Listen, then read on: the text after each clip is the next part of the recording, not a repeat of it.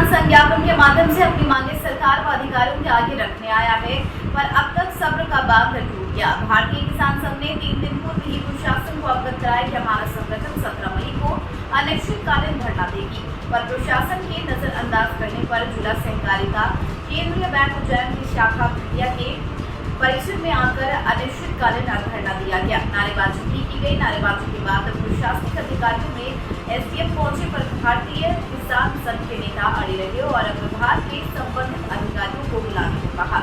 आपको बता चले, इसके बाद सहकारिता विभाग के एमडी श्रीवास्तव मौके पर पहुंचे और किसानों से चर्चा की। चर्चा के बाद किसान अड़े रहे।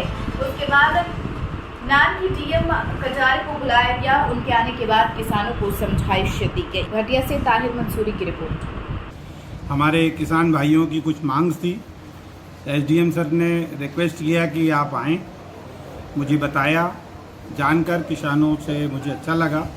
कुछ मांगें बहुत ही वाजिब है उनकी, और किसानों से चर्चा की गई। उनके द्वारा बताया गया कि जो इन्होंने पिछले महीने में गेहूँ बेचा था उसकी राशि अभी तक नहीं मिली है। ऋण पर ब्याज लगाया गया है, उनकी समय सीमा समाप्त हो गई है।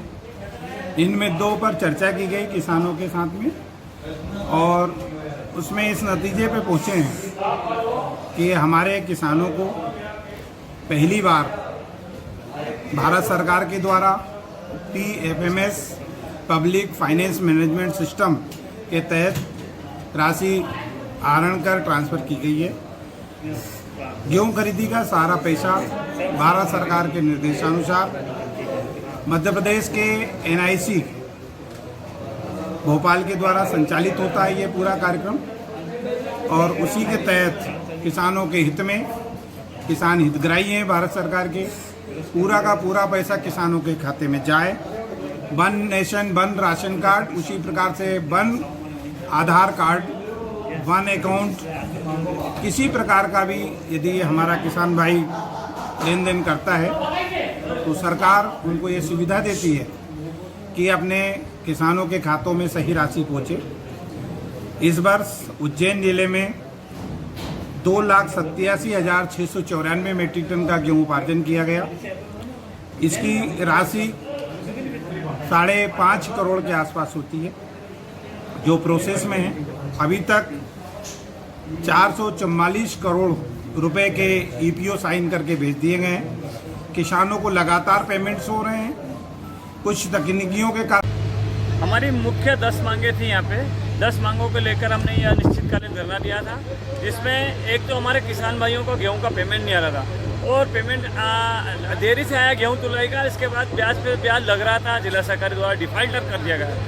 ये मुख्य हमारी 2 मांगे थी कि यदि किसान ने गेहूं तोला तो उसका पैसा आना चाहिए। दूसरी बात, अगर पैसा नहीं आया तो ये ब्याज दर जो लग रहा है इस पर डिफाल्टर किसान को घोषित कर रहे हैं, ये नहीं होना चाहिए, क्योंकि गेहूं का पैसा तो आया नहीं। दोनों विषय पे लगभग 2 घंटे तक हमारी बहस अधिकारियों के साथ हुई है। निराकरण ये लगा है कि जो पेंडिंग पेमेंट है हमारा गेहूं खरीदी का, वो 3 दिन में किसानों के खाते में चला जाए, और जो समायोजित राशि नहीं हुई थी, जो जिला सहकारी बैंक ने काट ली गई थी, उसका 25 मई बताई गई है कि 25 मई को वो सारा पेमेंट वापस कर दिया जाएगा। 3 दिन का टाइम तो पहले भी दिया था इनने पहले 3 दिन का टाइम दिया था। ये अब छोटा सा टेलर था। अगर नहीं माना तो हम एक बड़ा आंदोलन करेंगे, उग्र आंदोलन करेंगे, जिसकी जवाबदारी शासन प्रशासन की रहेगी। इसलिए आज हमने एक जवाबदार 2 पदाधिकारी जिले से जैसे आए थे, उनसे बात करी है।